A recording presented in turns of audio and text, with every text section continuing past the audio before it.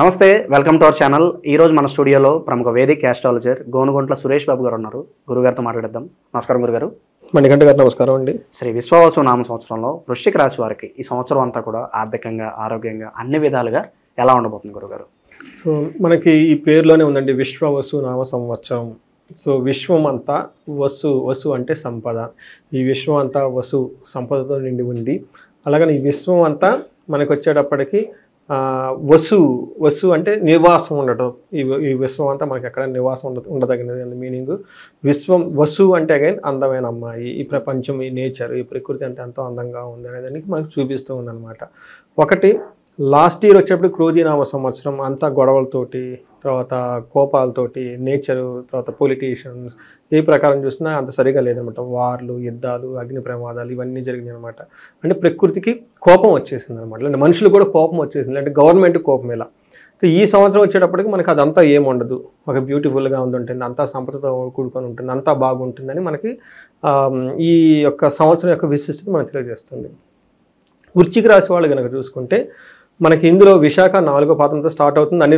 అనురాధ 1, 2, 3, 4 పాదాలు, జ్యేష్ఠ 1, 2, 3, 4 పాదాలు అనేది వృశ్చిక రాశి కింద వస్తాయి. మనం ఆదాయము, వ్యయము, రాజ్యపూజ్యం, అవమానం కనుక చూసుకుంటే ఈ రాశి వాళ్ళకి ఆదాయం 2, వ్యయం 14 ఉంటుంది. రాజ్యపూజ్యం 5, అవమానం 2. ఇది చూసుకుంటే మనకి ఎలా ఉందండి వృశ్చిక రాశి వాళ్ళకి? ఒక రకంగా చూసుకుంటే వ్యయం చాలా ఎక్కువగా ఉండే అవకాశం ఎక్కువగా ఉంటుంది.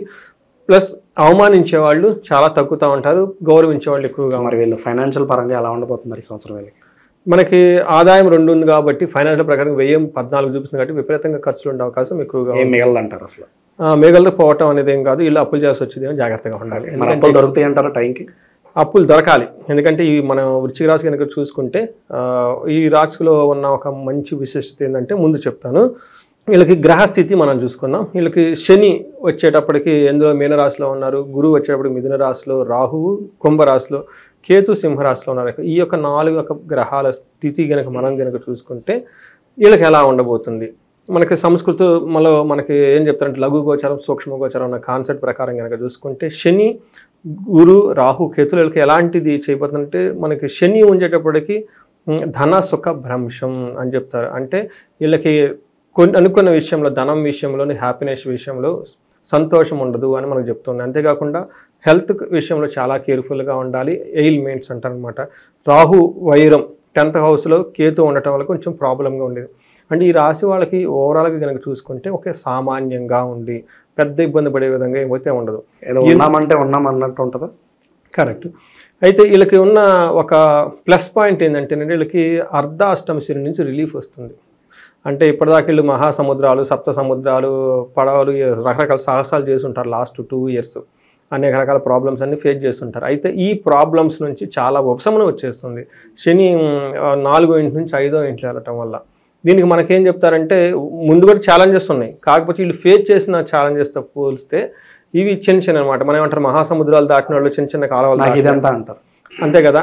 అందుకని వీళ్ళకి పెద్ద అన్ని అగాధాలు, లోయలన్నీ చూసి వచ్చున్నారనమాట. చిన్న గుంటలో చిన్న ఏమి వీళ్ళకి ఏం చేయమన్నమాట. అందుకని చెప్పేసి వీళ్ళకి ఒక చాలా రిలీఫ్ వస్తుంది. ఫస్ట్ అర్ధాష్టమ శని నుంచి ఫ్యామిలీలు పడే కష్టాల నుంచి రిలీఫ్ వస్తుంది.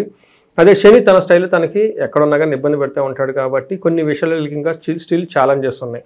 అవేందో మనం చూద్దాం.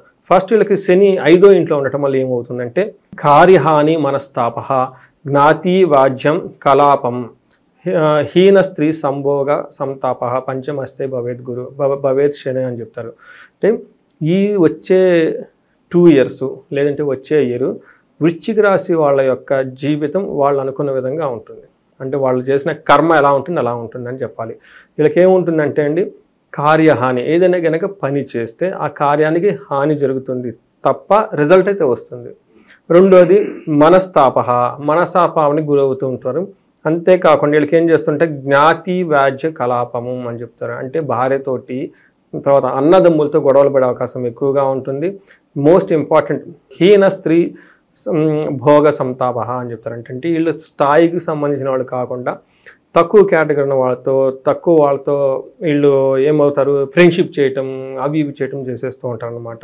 దీంతో ఏమవుతుందంటే మళ్ళీ వీళ్ళు ఏమంటారు, రిగ్రెట్ అవుతుంటారు. అయ్యో ఈ పనులన్నీ చేశాను, ఏంటి నేను అనవసరం చేయకుండా ఉండాల్సిందే, నా స్థాయి వేరు వీళ్ళ స్థాయి వేరు అన్నట్లు.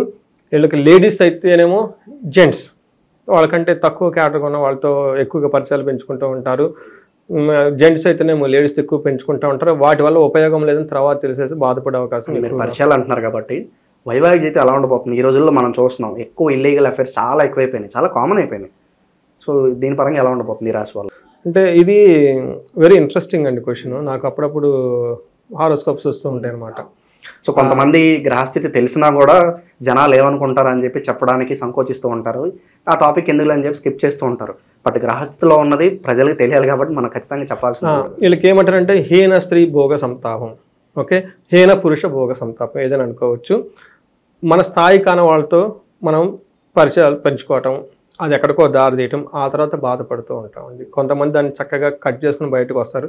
బ్రేకప్ చేయడం కూడా ఒక లక్కే. అందరూ బ్రేకప్ చేయలేరు, ఉండేసి అందులో ఇబ్బంది. ఈ రోజు చూస్తున్నాం టాక్సిక్ రిలేషన్షిప్లో ఎంతమంది ఉంటున్నారు, ఎంత బాధపడుతున్నారు మనం చూస్తూ ఉన్నాం ఈ రోజుల్లో. అంటే ఏదో ఒక టైంలో మనకు పడదు అని తెలుసుకున్నప్పుడు బ్రేకప్ చేయడం తప్పేం లేదండి. ఓకే, అందులో లేనే లేదు. మనకు నచ్చి అందరిని వదిలేసుకుని వెళ్ళి పెళ్లి చేసుకోవటం మన సమాజం సపోర్ట్ చేస్తుంది. ఎందుకంటే నచ్చింది కాబట్టి చేసుకుంటున్నాను. మరి నచ్చకపోతే రెస్పాన్సిబిలిటీ లేకుండా ఓకే తీసుకున్నప్పుడు వదిలేయటం బెటర్. రెస్పాన్సిబిలిటీగా ఉండి వదిలేస్తే అది వేరే విషయం. సో ఇక్కడ ఏమవుతుందంటే మీరు అడిగిన విధంగా నేను చాలా హారోస్కోపులు చూస్తుంటాను. జ్యోతిష్యం పాయింట్ ఆఫ్ వ్యూ ఎలా ఉంటుందంటేనండి, మనం మనిషి ఈజ్ నథింగ్ బట్ ఎనర్జీ అండి. ఓకే, కొన్ని ఎనర్జీ మనకు బాగా సపోర్ట్, యాక్టివ్గా ఉంటాం కొన్ని విషయాలు. మీరు గతంలో కూడా చెప్పారు, ఒక లేడీ వచ్చేసరికి ప్రాబ్లం, తన రిలేషన్లో ప్రాబ్లం ఉన్నాయి, భర్త వేరే వాళ్ళతో తిరుగుతున్నాడు, అయినా కూడా నాకు ఆయనే కావాలని చెప్పి పట్టుబట్టిందని చెప్పి మీరు గతంలో కూడా డిస్కస్ చేశారు. సో ఇలాంటివి ఎక్కువైపోతున్నాయి ఈ మధ్య. అవునండి, వెరీ ఇంట్రెస్టింగ్ ఏంటంటే కొంతమంది లేడీస్ కూడా మా ఆవిడంటే నాకు ఇష్టం అండి ఎలా ఉందని చెప్తా ఉంటారు. సో వాళ్ళకి కావాలని ఉంటుందండి. అందులోనూ లవ్ మ్యారేజెస్లో త్వరగా మ్యారేజ్కి ముందు చాలా లవ్ చేస్తారు కదండి, వాళ్ళు కలిసి తిరుగుతారు 1 year, త్వరగా విడిపోలేదు, 3 years, 4 years, ఆ కన్సర్న్ ఆ లవ్ అనేది ఉంటుందండి.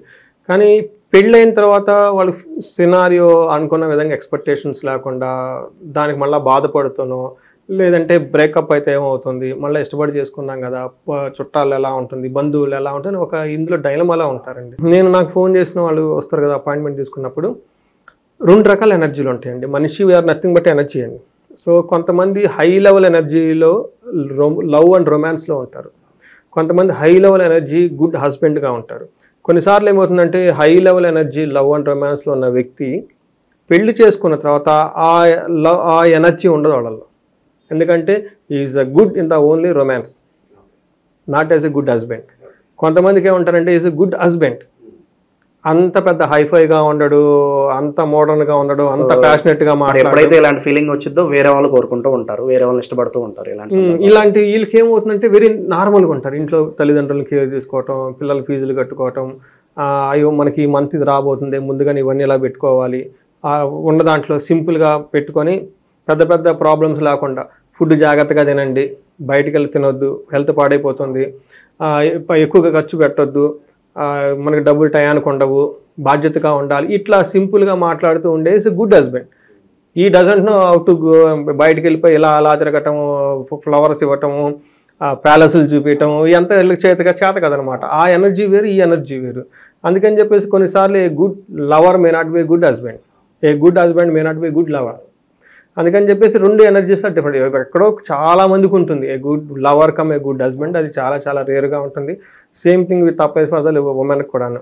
ఆమె ఒక లవ్ రిసీవ్ చేసుకోవడం సూపర్గా ఉండొచ్చు, కానీ పెళ్ళైన తర్వాత భార్య మళ్ళీ పిల్లలు న్యాచురల్గా పిల్లల టైంలో వాళ్ళకి ఏమంటారంటే ఎమోషనల్గా స్ట్రెస్లోకి వెళ్ళిపోతారు. వాళ్ళకి ఏమవుతుందంటే దే బికమ్ ఎమోషనల్లీ వీక్ అవుతారు అనమాట, డ్రైన్ అయిపోతూ ఉంటారు. ట్రైన్ అయిపోవటము, తర్వాత కొంచెం డిప్రెషన్లోకి వెళ్ళిపోతారు. జనరల్గా చాలామంది కొత్త కదండి పెళ్ళి, పిల్లలు, లాట్ ఆఫ్ చేంజెస్ ఉంటాయి వాళ్ళ ఫిజికల్ గారు. ఈ రాశిలో వాళ్ళు ఎవరైతే ప్రేమ వివాహాలు చేసుకోవాలనుకుంటున్నారో ఈ సంవత్సరం వాళ్ళకి ఎలా ఉండబోతున్నారు? గుడ్ రిజల్ట్స్ ఏమైనా ఉంటాయి? సో వీళ్ళకి పెళ్లికి సంబంధించిన విషయాల్లో అంత అనుకూలంగా అయితే ఉండదండి, ఎందుకంటే గురు బలం వీళ్ళకి లేదు. సో పెళ్లికి సంబంధించిన విషయాలు, ఎందుకంటే పెళ్లికి గురు బలం చాలా ఇంపార్టెంట్. తర్వాత పిల్లలకు సంబంధించిన విషయాల్లో గురు బలం చాలా ఇంపార్టెంట్. వీళ్ళకి అంత అనుకూలంగా అయితే లేదు, చాలా కన్ఫ్యూజన్ అయిన స్టేటస్ ఎక్కువగా ఉండే అవకాశం ఎక్కువ ఉందండి వీళ్ళకి. రెండోది అగైన్ రిలేషన్షిప్స్ విషయంలో చాలా చాలా కేర్ఫుల్గా ఉండాలి. ఇక నిరుద్యోగుల పరిస్థితి ఏంటంటారు గురుగారు? వీళ్ళకి నిరుద్యోగులకు వచ్చేటప్పటికి కొంచెం టఫ్ అయిన పరిస్థితే ఉంది. ఎందుకంటే గురువు వచ్చేటప్పటికి ఇప్పుడు దాకా మనం శని గురించి చెప్పుకున్నామండి. శని ఉండటం వల్ల సెకండ్ హౌస్లో ఉండే ఫైనాన్స్లో లాస్ అయ్యే అవకాశం ఎక్కువగా ఉంటుంది. తర్వాత భార్యకి హెల్త్ ఇష్యూస్ కూడా వచ్చే అవకాశం ఎక్కువగా ఉంది శని వల్ల. అయితే జూపిటర్ 8th హౌస్లో ఉండటం వల్ల ఇది మంచి పొజిషన్ కాదు. తర్వాత 4వ ఇంట్లో 12వ ఇంట్లో ఉండటం వల్ల 4వ ఇంట్లో ఉండటం వల్ల ఎడ్యుకేషన్ కంఫర్ట్ ఈ విషయాల్లో కొంచెం బాగానే ఉంటుంది. కానీ 12వ ఇంట్లో ఉండటం వల్ల శుభమూలంగా ఎక్కువ ఖర్చులు పెట్టే అవకాశం ఎక్కువగా ఉంటుంది. అయితే 8th హౌస్లో గురువు ఉండటం వల్ల ఏమవుతుంది అంటే చోరాగ్ని నృపభీతిచ్చ గాత్ర గాంభీర్య నాశనం నిష్ఠూరం సాహసం క్రోధమస్తే భవేద్ గురువు అని చెప్తాం. అష్టమతే భవేద్ గురువు. 8వ ఇంట్లో కనుక గురువు ఉంటే ఏమవుతుందంటే చోరాగ్ని నృపభీతి అంటే దొంగలు పడే అవకాశం ఎక్కువగా ఉంటుంది. అగ్ని ప్రమాదాలు జరిగే అవకాశం ఎక్కువగా ఉంటుంది. నృపభీతి అంటే బాస్ వల్ల చాలా చాలా ప్రాబ్లమ్స్గా ఉంటాయి. అంతేకాకుండా గాత్ర గాంభీర్య నాశనం అంటే వాళ్ళ యొక్క బాడీ లాంగ్వేజ్ చాలా పూర్గా ఉంటుంది. అంతకుముందు నేను కింగ్ అన్నట్లు ఉండేవాళ్ళు కాస్త అక్కడ కూడా ఎవరు చూసినా బాడీ కాన్ఫిడెంట్గా ఉన్నట్లు అనిపించదు. అక్కడ కూడా ఉండదు, కాన్ఫిడెన్స్గా ఉండదు అనమాట. నిష్ఠూరం అంటే వీళ్ళు మాట్లాడితే అందులో ఒక ఏమంటారు ఒక ఎనర్జీ ఉండదు. క్రిటికల్గా ఉండే అవకాశం ఎక్కువగా ఉంటుంది ఈ టైంలో. తర్వాత వృధాగా అంటే టూ మచ్ రిస్క్ టేకింగ్ చేసుకునే ఎబిలిటీ ఎక్కువగా ఉంటుంది. కోప్పడుతూ ఉంటారనమాట. ఇది రియల్ లైఫ్లో ఒక కేసు చెప్తాను. ఏమంటారంటే ఇది అష్టమ గురువు కూడా అంటారు. ఎందుకంటే అష్టమ శని ఎలానో అష్టమ గురువు కూడాను గురువు కొంచెం ఇబ్బంది పెడుతుంటారు. ఏమవుతుంది అంటే 8వ ఇంట్లో గురువు ఉండటం వల్ల సంతానం కానివ్వండి, ధనం కానివ్వండి, జ్ఞానం వీళ్ళకి టయానికి సరిగ్గా ఉపయోగపడి వీటి ద్వారా బాధలు ఉంటాయి. ఎందుకంటే 8th హౌస్లో గురువు ఉండటం వల్ల అడ్మినిస్ట్రేషన్ ఎవరైతే మేనేజ్మెంట్ జాబ్స్ చేస్తూ ఉంటారో లేదంటే టీచింగ్, బ్యాంకింగ్, ఫైనాన్స్ వీటిలో ఎవరైతే ఉంటారో అలాంటి వాళ్ళకి అంత ప్రోగ్రెస్ ఉండదు. ఇది లాస్ట్ ఇయర్ మనకి నేను కనుక తులారాశి వాళ్ళు కనుక పట్టుకుంటే వీళ్ళకి గురువు 8th హౌస్లో ఉన్నారనమాట. ఇప్పుడు వాళ్ళు ఇది మారటంతో వృశ్చిక రాశి వాళ్ళకి 8th వచ్చింది. ఎలా ఉంటుందంటే నాకు వచ్చిన కేస్ స్టడీ రియల్ లైఫ్లో కేస్ స్టడీ చూస్తే నాకు తెలిసిన పూణే నుంచి ఒక కాలు కరెక్ట్గా వాళ్ళకి అంతా బాగుందండి. ప్రొఫెషనల్ మ్యాటర్స్లో చాలా ఇబ్బందిగా ఉంది.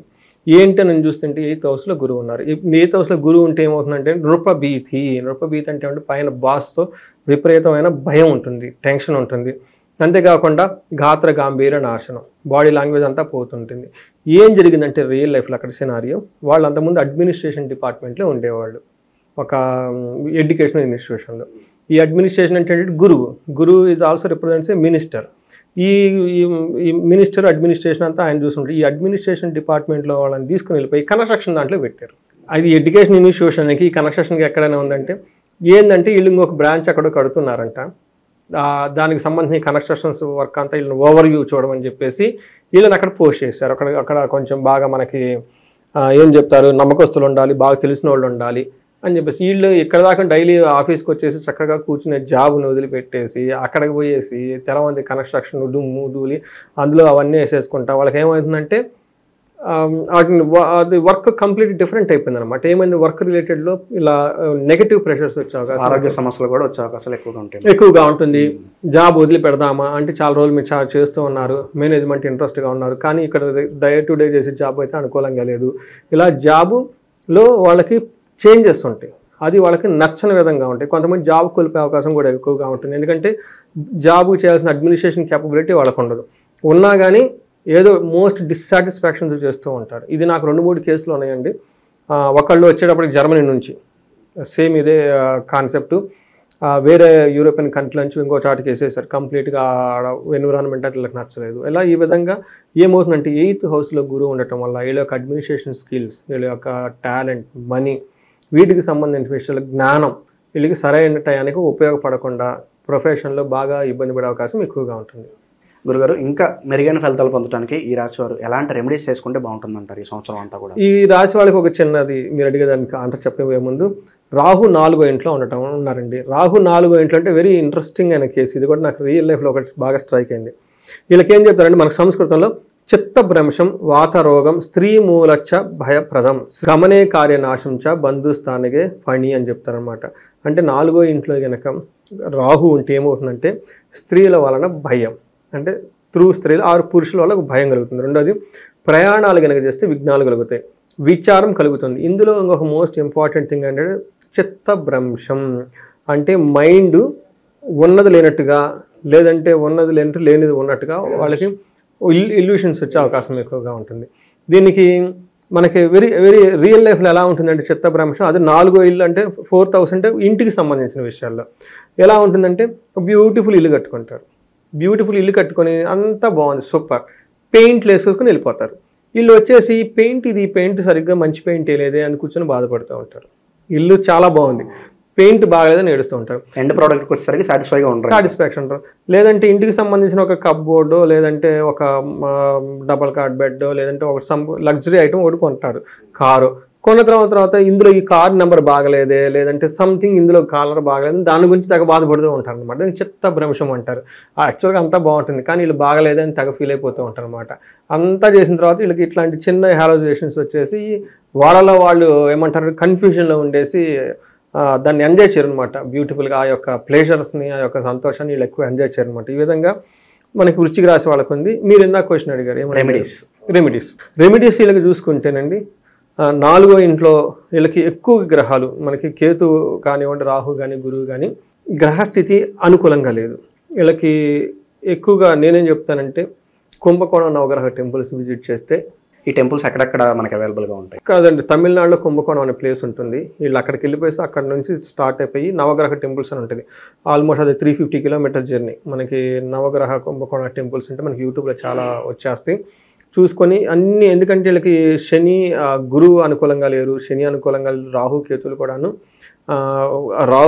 Ketu is okay, but Rahu కూడా అంత అనుకూలంగా లేకపోవడంతో వీళ్ళకి ఈ గ్రహాలకు సంబంధించిన కుంభకోణంలో నవగ్రహ టెంపుల్స్ విజిట్ చేసి వస్తే చాలా బాగా కలిసి వస్తుంది. బట్ ఇండివిజువల్గా ఎవరైనా కనుక చేసుకుంటే గురువుకి సంబంధించి చాలా పరిహారాలు చేయాలి. ఒకటి, గురువారం రోజున శనగలు దానం చేయటం. 2, వీళ్ళకి గురువుల్ని విజిట్ చేయటం, యోగా మెడిటేషన్ ప్రాక్టీస్ చేయటం, లేదంటే అష్టావక్ర గీత, భగవద్గీత లాంటి మనకి ఫిలాసఫికల్ బుక్స్, తర్వాత ఆధ్యాత్మిక బుక్స్ చదవటం. అంతేకాకుండా ఉపనిషత్తులు చదవటం. మనకి ఇంకా వీళ్ళు గురువుకి సేవ చేయటం, టీచర్స్కి వాళ్ళకి బట్టలు పెట్టడం, చెప్పులు వాళ్ళకి ఏమన్నా మంచి చెప్పులు స్లిప్పర్స్ లాంటివి వాళ్ళకి కొనివ్వటం.